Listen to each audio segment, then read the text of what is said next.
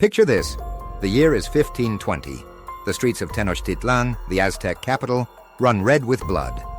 Hernan Cortes and his conquistadors, once welcomed as guests, are now trapped inside the city, surrounded by thousands of furious Aztec warriors. This is La Noche Triste, the Night of Sorrows. But what if history took a different turn? What if the Aztecs won this battle, slaughtered the Spanish, and sent Europe's invaders fleeing back across the Atlantic? Let's rewind. When Cortes arrived in 1519, the Aztecs ruled a vast empire across modern-day Mexico, but their dominance was fragile. Many subject tribes resented their harsh rule, and Emperor Moctezuma II's indecision allowed Cortes to exploit these divisions. By 1520, Cortes had manipulated local allies, kidnapped Moctezuma, and sparked a rebellion. But during La Noche Triste, the Aztecs nearly crushed him. In our timeline, Cortes escaped, regrouped, and conquered Tenochtitlan a year later. But what if he didn't? Imagine the Aztecs slaughtering Cortes and his men that night.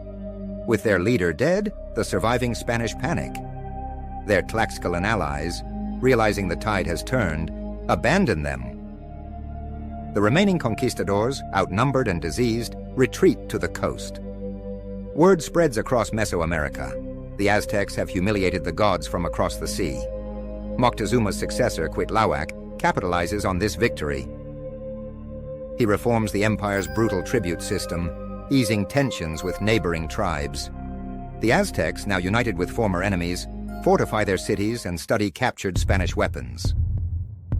When new European ships arrive, they're met with fierce resistance and a coalition of Mesoamerican states ready to fight. Without a Spanish foothold in Mexico, the colonization of the Americas unravels. No Aztec gold means Spain's empire starves of funding. Conquistadors like Pizarro never reach Peru, leaving the Inca intact.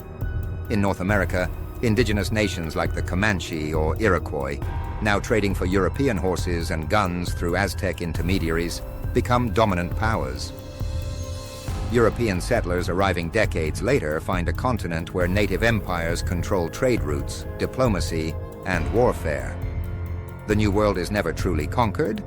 Instead, it evolves into a patchwork of independent indigenous states, some adopting European technology but rejecting foreign rule. The shockwaves reach Europe.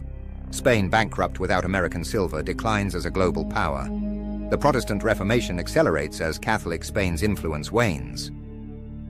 England and France, eyeing a still independent Americas, redirect their colonial ambitions to Africa and Asia. Meanwhile, the Aztec Empire becomes a bridge between continents.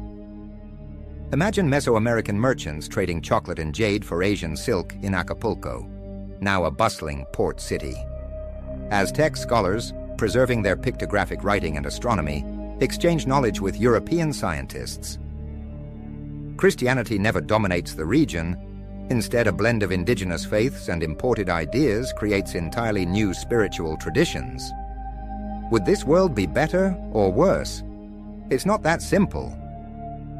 The Aztecs practiced human sacrifice, and their reformed empire might still have been authoritarian. But without European diseases, millions of indigenous people survive.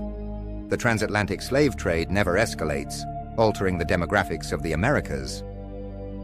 And with no Spanish Empire to fuel Europe's wars, the 19th century's balance of power shifts unpredictably. History is a fragile thing.